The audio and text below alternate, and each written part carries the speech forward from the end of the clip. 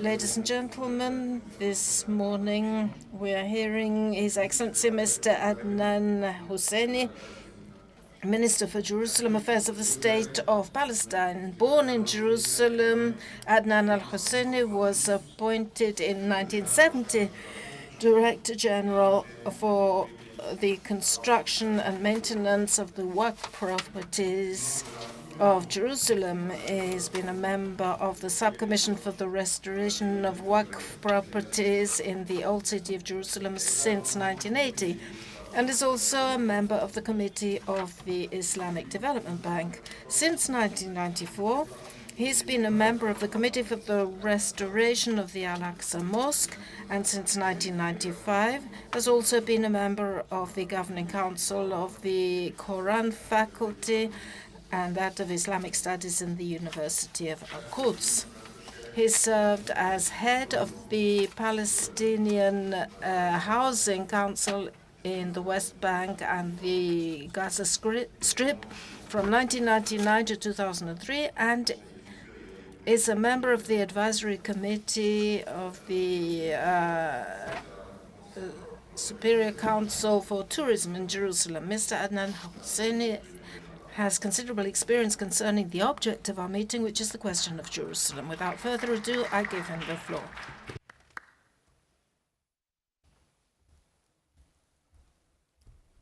بسم الله الرحمن الرحيم.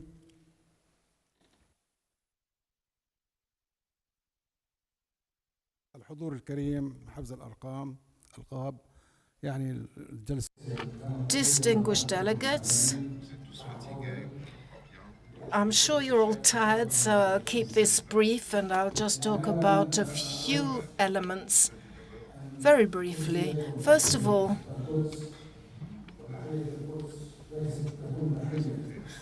I want to bring you the greetings of Al-Quds al-Sharif, Jerusalem, which has a special character. We talk of it with love, with patience, two characteristics which are lacking today regarding this besieged city, this hostage city. And this prompts me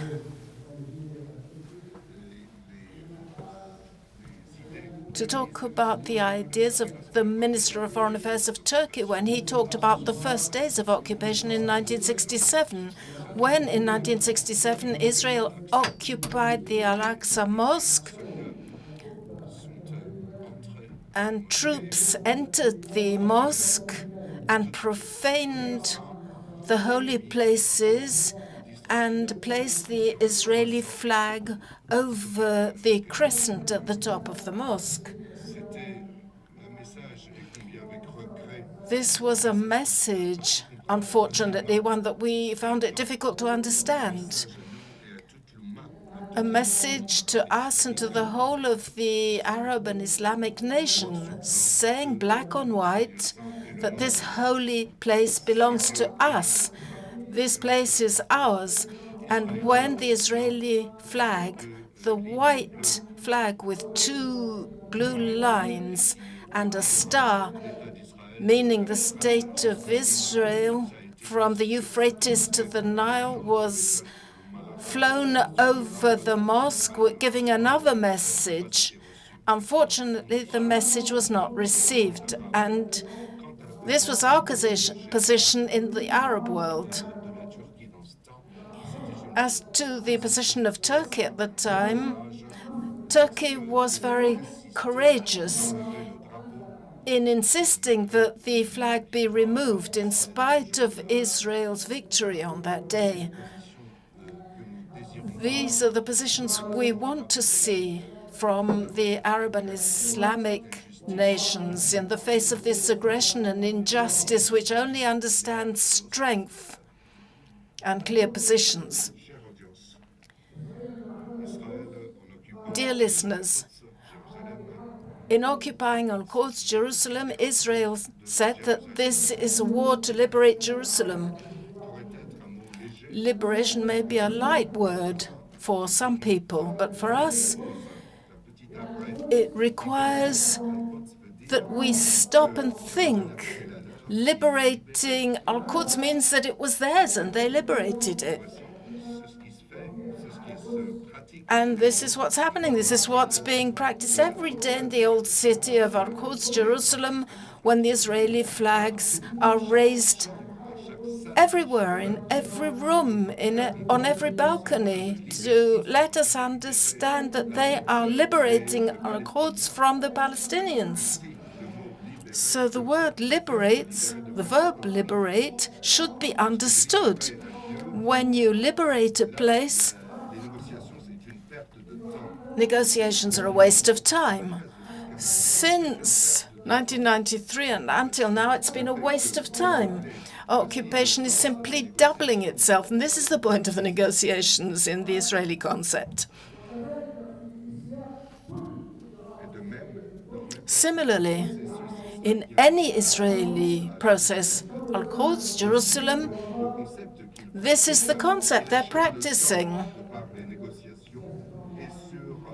It's gaining time through negotiations and doing everything to serve their policy. Of course, we have to refer to the fact that Al-Quds, Jerusalem, means somebody who loves it. It doesn't need troops coming in to occupy the city once again and to punish its citizens by preventing them from entering their holy places and worshipping freely. Al-Quds is the city of faith, of services, and there must be freedom of access to practice.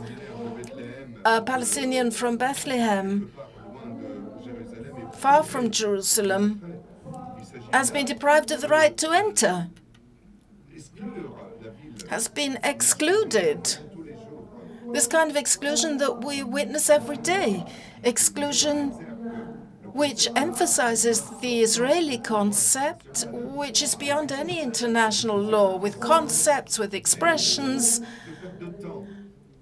a waste of time for this Israeli entity which practices aggression. And of course, we have to say that the liberation, that the struggle started with a territorial war because the Palestinians only have this territory.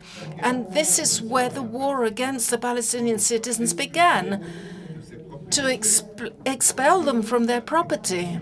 There was collective expulsion and other individual expulsions, family by family, citizen by citizen, individual by individual. Since 1967 and up to now, more than 600,000 families have been expelled from Jerusalem and Al-Quds. And obviously this is a day-to-day operation, closely followed by the Ministry of the Interior of Israel. The processes practiced in Al-Quds are unjust and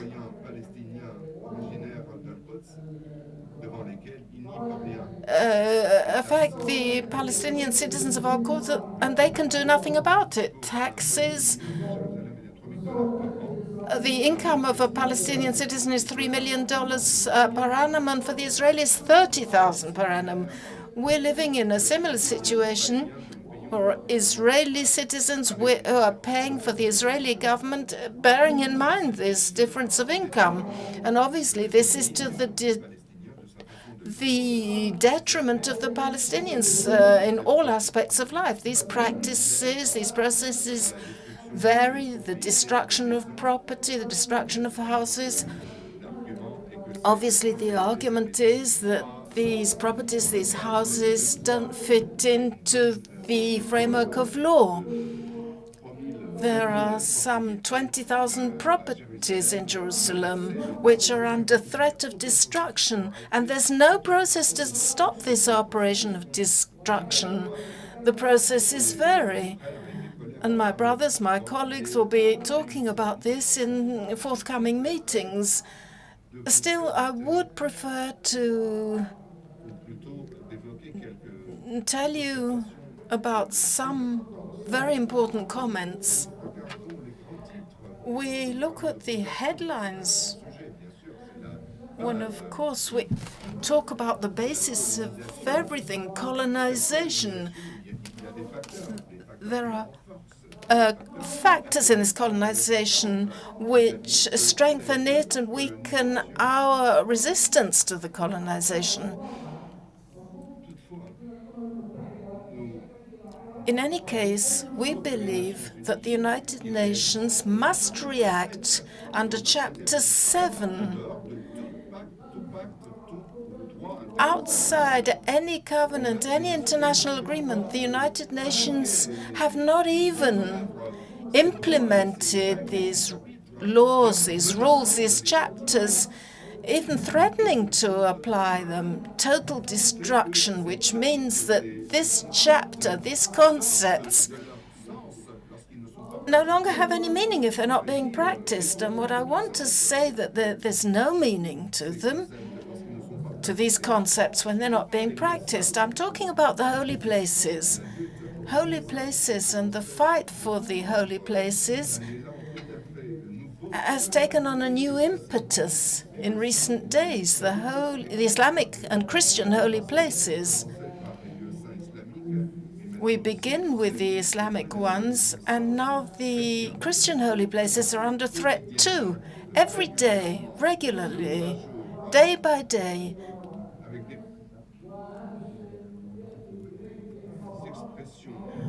With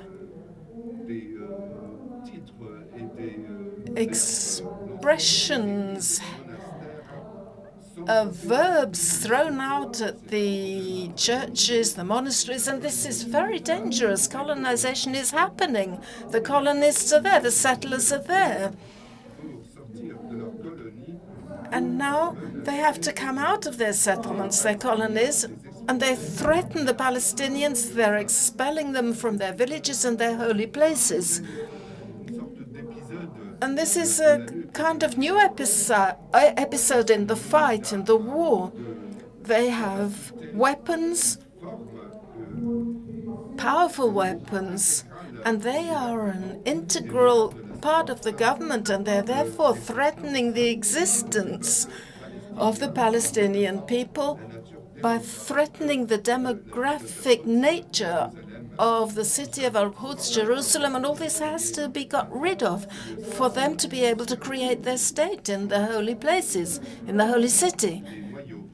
This is the nucleus,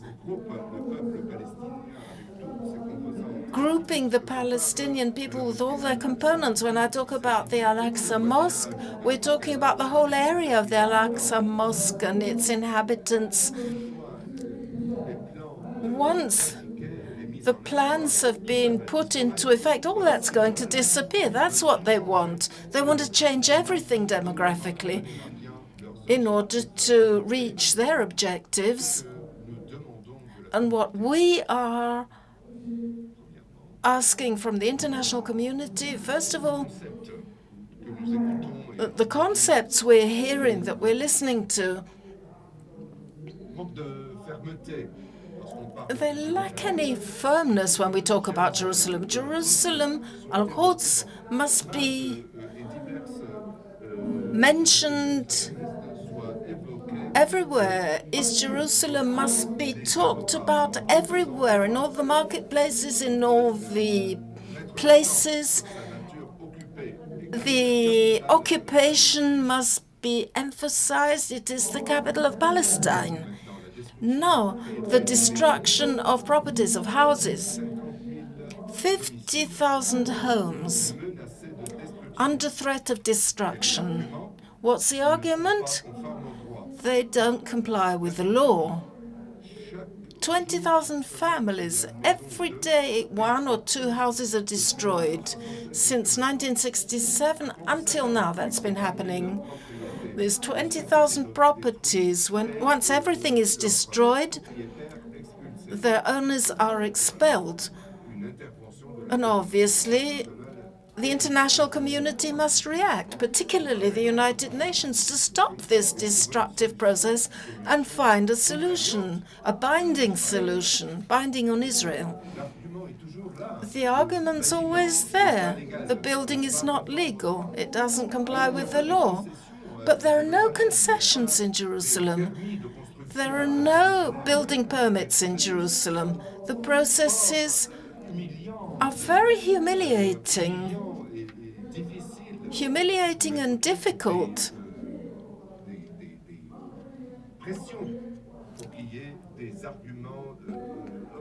There must be pressure put, there must be objective arguments. Nobody in the world, no state, can force Israel to change its mind.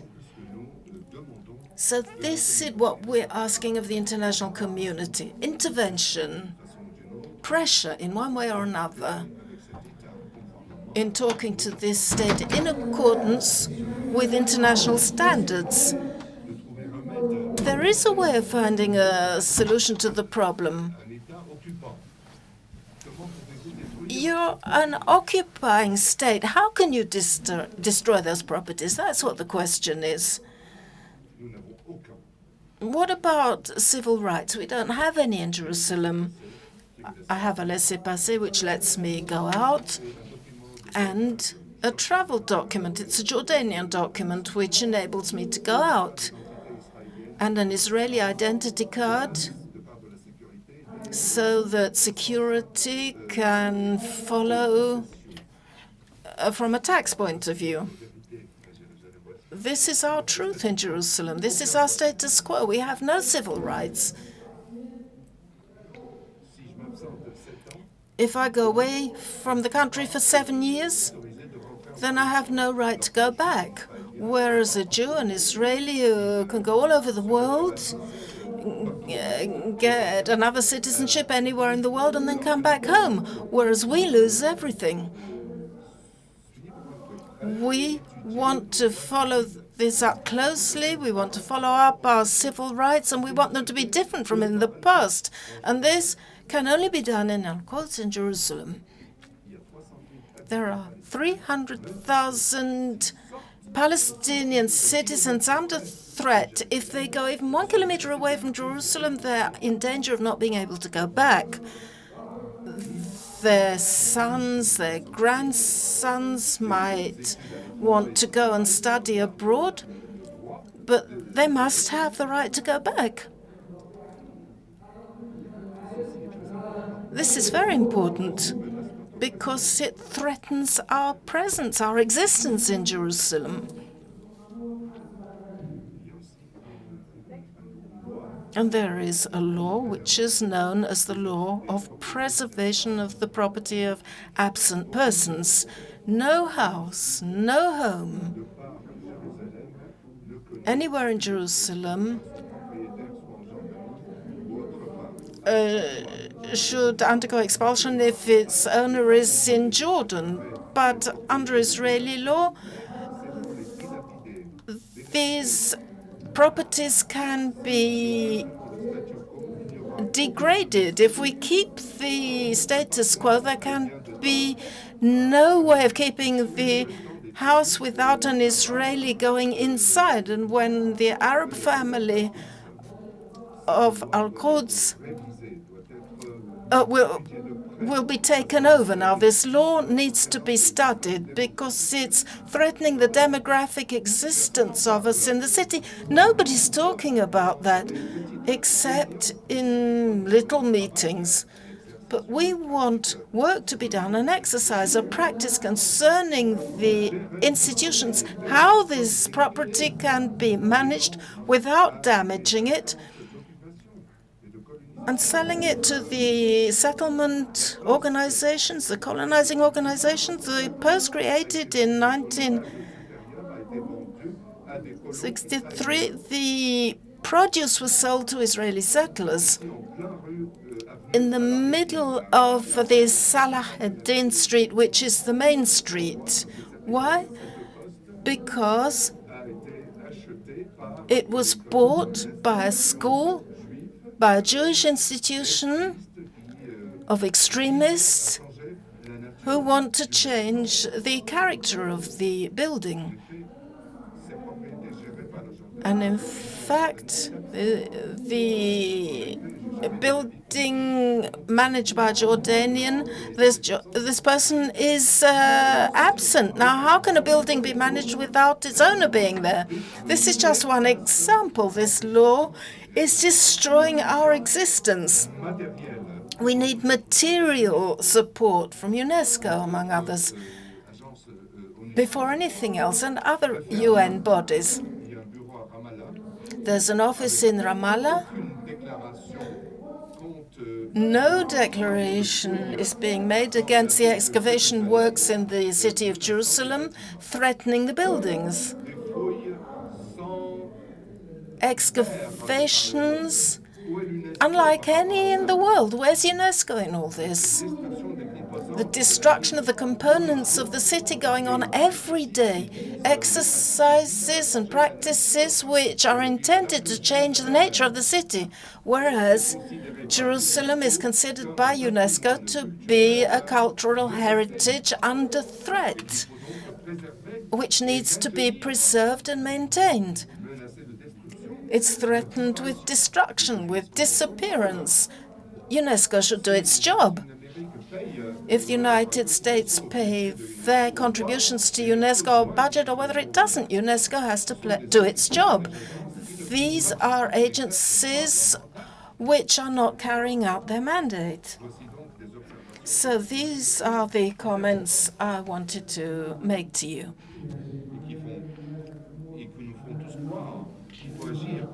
And therefore we'll believe that we must act and not leave things the way they are.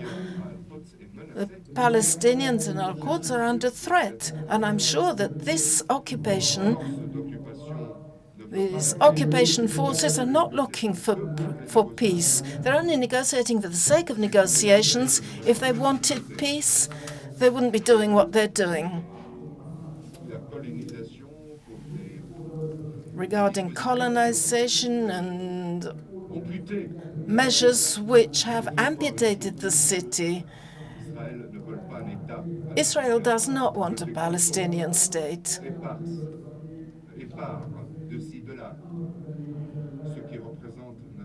A few things are being done, and of course they represent a factor of danger. This is a question which needs to be addressed very seriously with severe punishments. We want to thank the European Union for the boycott of products from the colonies, from the settlements, the universities who broken off any relations with the occupying authorities, so that there may be some possibility of establishing peace in this region, and so that this peace may come to the region and later on to the whole world.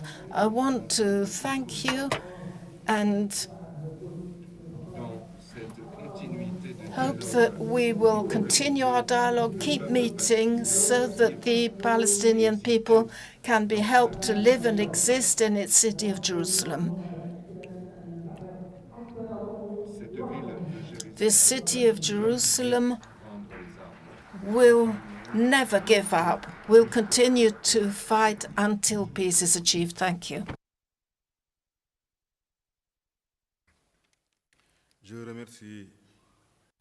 I'd like to thank His Excellency Minister Adnan Al-Husseini for his extremely stimulating statement. I trust that many among us have learned a good deal from this statement, which has helped us to better understand the frustration and the challenges faced on a daily basis by the people of Jerusalem, the Palestinian population of Jerusalem. Ladies and gentlemen,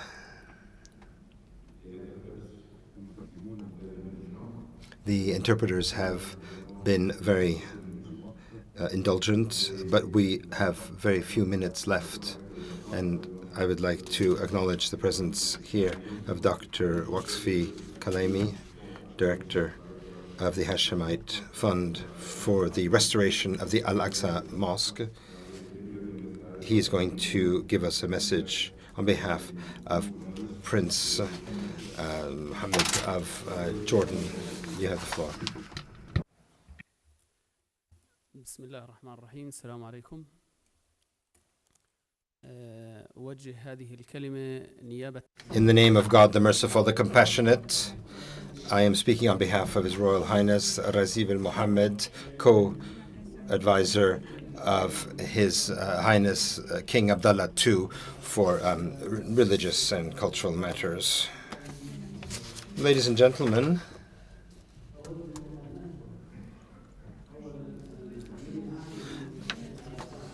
first and foremost, I'd like to express my thanks to the Secretary General of the United Nations for his unswerving support for the cause of Jerusalem and Al-Quds, in particular the United Nations Committee on the Inalienable Rights of the Palestinian People, as well as the OIC, which is ensuring the follow-up of this. Also, our thanks go to the Turkish government for organizing this event and all those who provide support for this great event and our supporters in Jerusalem. When we talk about the rights of Palestinians in Jerusalem, first and foremost, the rights of Palestinians to establish an independent state with as its capital East Jerusalem.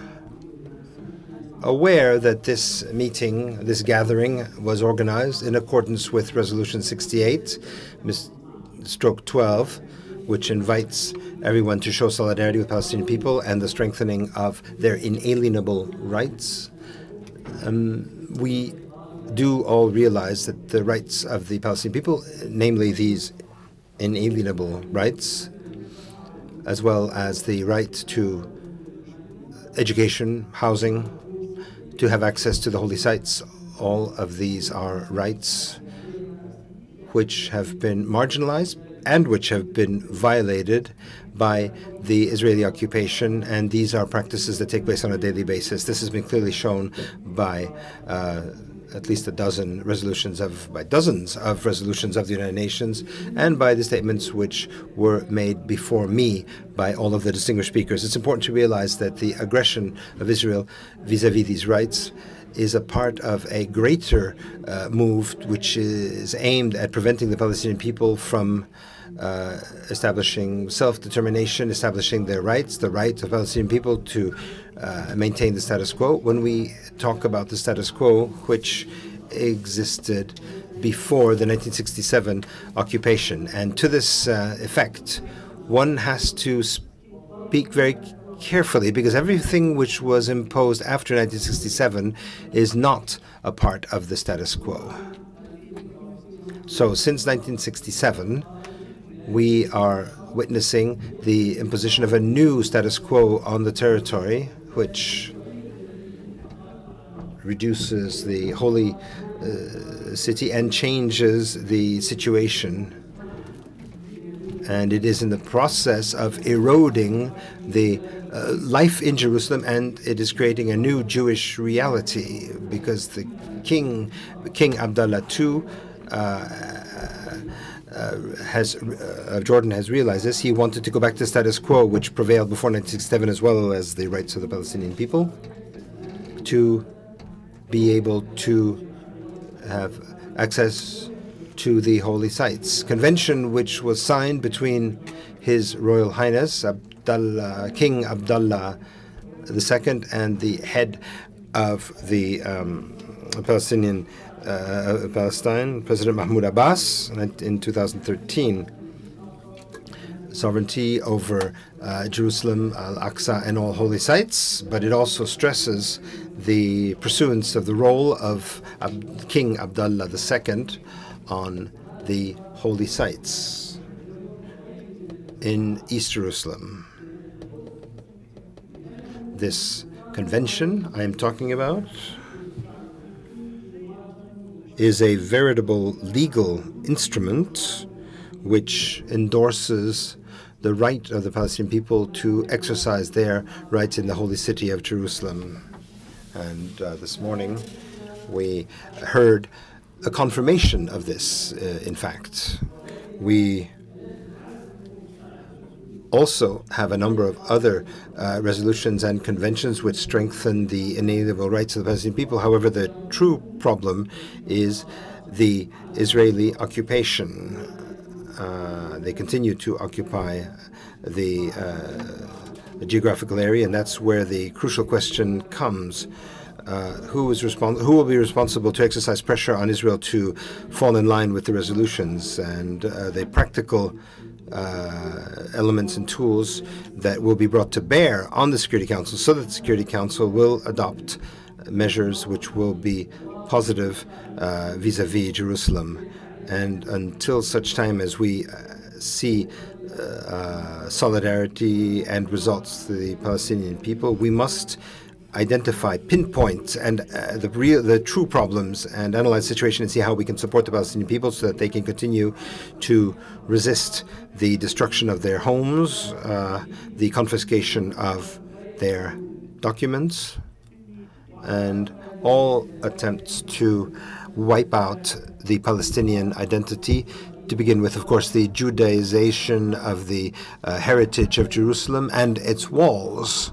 Among the latest acts of aggression, a fanatical Israeli group which is aimed at individualizing in time and in space Jerusalem. So I'd like to repeat the fears expressed by His Royal Highness King Abdullah II during the meeting of the General Assembly in September 2012, when he stated, and I quote, "As regards Muslims, the figure is approximately 1 billion. It's a quarter of the population of the world. The importance of the holy sites, Jerusalem, the Al-Aqsa Mosque, has the same importance as the holy place of pilgrimage, the Kaaba in Saudi Arabia. So this is why any aggression or attempt to divide the Al-Aqsa Mosque will not be considered to be a violation of the Israeli commitments on an international scale. Rather, it would be first and foremost a religious aggression against the 1.7 billion Muslims in the world." End of quote. One of the targets or objectives of this meeting is to find a solution to the question of Jerusalem. This is why I would hope that our discussion will not affect the legal situation of Jerusalem, be it intentionally or unintentionally, as has been stated in a number of resolutions of the Security Council, the various Geneva Conventions, the Fourth Convention in particular, and the Second Geneva Convention in 1907. All of these conventions confirm that the occupying authority is a temporary entity which owes it to itself to assume the rights of the state in times of war. And so Jordan would like to invite this assembly to adopt a number of resolutions which have already been adopted, in fact, during the meeting which was held in Jerusalem and which was organized, in Jordan, in Amman 2 weeks ago. In April, in fact, in this meeting I'm talking about, was able to bring together dozens of experts, religious experts, Arab parliamentarians, and they all discussed the issue of Jerusalem, and they were able to reach a number of conclusions, and unanimously to adopt a fatwa from the Muslim Suleiman, which would make it possible for Muslims to visit the Al-Aqsa Mosque under Israeli occupation, and all of those who go to the Al-Aqsa Mosque in Jerusalem, according to international law, are visiting the Palestinian territories, and not the Israeli territory. The participants at this conference stated that the right to visit is one of the most effective means to support Arab resistance in Jerusalem and to face down the expulsion and Judaization policies, and to expose Israeli and to show the danger to Palestinians, the danger of Judaization and division. This, which is the Israeli plan, which the aim of which is to divide the city. The conference, which was held in Amman, stressed the importance and need to support Jerusalem, all of its Islamic institutions and Christian ones. The conference stressed how important it was to encourage the United States and the countries in the European Union to ensure that they will look carefully at the Judaization version and to support Jerusalem. Here I'm talking about erroneous history which is taught in the schools and universities in Europe and in the United States, among other countries. An erroneous version of history which is being taught. We all know that the U.S. veto at the Security Council is the main obstacle, and this encourages Israel to simply dismiss or flout the resolution of the United Nations and violate the holy sites and the inhabitants of Jerusalem. And this is why Jordan would like to make an appeal to this August Assembly to make, in turn, an appeal to the Security Council so that it can assume its responsibilities in the face of any attempt by Israel to escalate its acts against the Al-Aqsa Mosque, which will certainly lead to a religious war at the world level, which would, of course, have a very bad effect. We're aware that the international community will not lose confidence in its international institutions, to begin with the United Nations itself, which up until the present has been unable to suppress the abuse from Israel towards Muslims, Christians, and the holy sites. Thank you for your attention.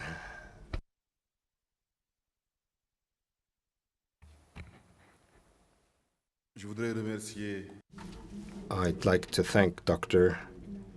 Wasfi Khalin, Director of the Hashemite Fund, for the restoration of the Al-Aqsa Mosque, who was so good as to represent Prince Razi bin Mohammed of Jordan.